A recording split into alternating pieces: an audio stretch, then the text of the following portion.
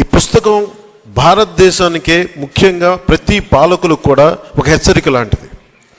భవిష్యత్తులో మనం ఎలా ఉండకూడదని చెప్పడమే ఈ పుస్తకం తెలియజేస్తూ ఉంది. ఒక నిజమైన జర్నలిస్ట్, ప్రజాక్షేమాన్ని, ప్రజాస్వామ్యాన్ని ఆకాంక్షించే జర్నలిస్ట్ రాస్తే అది ఎంత బలంగా ఉంటుందో ఈ పుస్తకం చాలా అద్భుతంగా తెలియజేస్తుంది. ఇలాంటి పుస్తకం ఆలపాటి సురేష్ కుమార్ గారికి కూడా ఇది భవిష్యత్తులో దీన్ని ఒక టచ్ స్టోన్, ఒక గీట్రాయిలా తీసుకుంటారు. ప్రతి జనసేన అయితే ఖచ్చితంగా తీసుకుంటుంది. జనసేన తరఫున మాటిస్తూ ఉన్నాను. ప్రజలకు ఎలాంటి ఇబ్బంది కలగకుండా ప్రజాక్షేమాన్ని కాంక్షించే ఒక వ్యవస్థలో భాగస్వామ్యం తీసుకొని ప్రజాస్వామ్యాన్ని బలోపేతం చేస్తామని మనస్ఫూర్తిగా మీ అందరికీ తెలియజేసుకుంటూ, నాకు ఇలాంటి అవకాశాన్ని ఇచ్చిన ఆలపాటి సురేష్ కుమార్ గారికి, అలాగే సభాధ్యక్షులు శ్రీ పివి రామారావు గారికి, ఆర్వి రామారావు గారికి ఒకే ఒక మాట చెప్పి కొన్ని 2 వాక్యాలు చెప్పి ముగిస్తాను.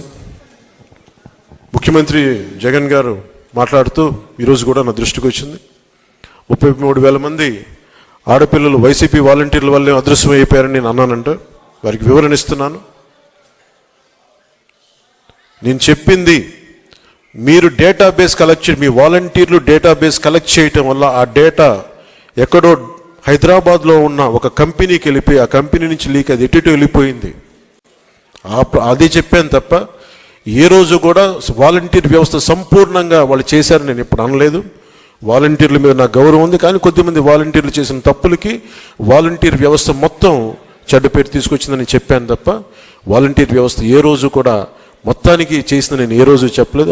ముఖ్యంగా వాలంటీర్స్గా పనిచేస్తున్న యువతకు ప్రత్యేకించి తెలియజేస్తాం, మీ భవిష్యత్తుకు కూడా మేమందరం అండగా నిలబడి ఉంటామని తెలియజేసుకుంటా ఉన్నాం.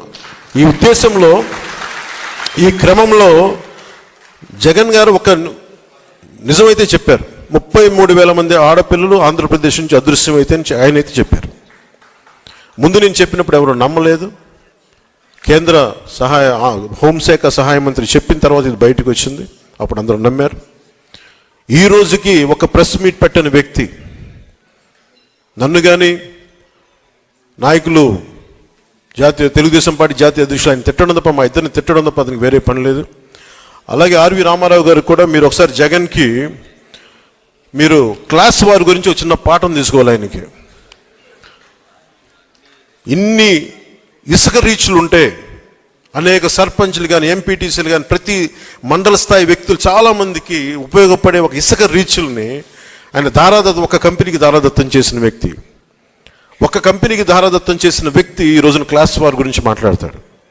ఎంటైర్ మైనింగ్ని కొద్దిమందికి అసలు దాదాపు ఈ పుస్తకంలో చెప్పిన 2,600 కోట్ల ఎంతో పైచీలకు అన్యాయం జరిగింది, ట్యాక్స్ రూపంలో రావాల్సింది కేవలం కొద్ది కంపెనీలకి, కలెక్షన్ కంపెనీలు కట్టుబెట్టారని చెప్పిన ఇది కూడా ఉదహరించారు మన సురేష్ కుమార్ గారు. ఇలాంటి కోకలలు. సో క్లాస్ వార్ గురించి ముఖ్యమంత్రి జగన్కి చాలా బలమైన పాఠం భవిష్యత్తులో తీసుకుంటాం. జగన్ మర్చిపోకు.